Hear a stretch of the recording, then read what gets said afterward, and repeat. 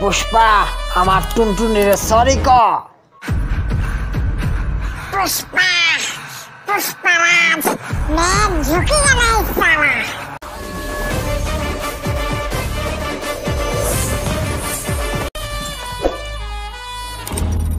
পুষ্পা ভাই পুলিশ। বলেন কি?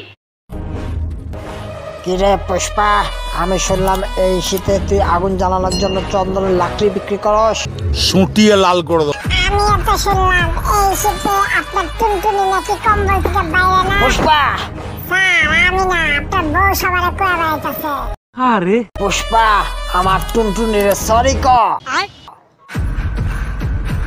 पुष्पा पुष्पराज मैं झुकेगा नहीं साला।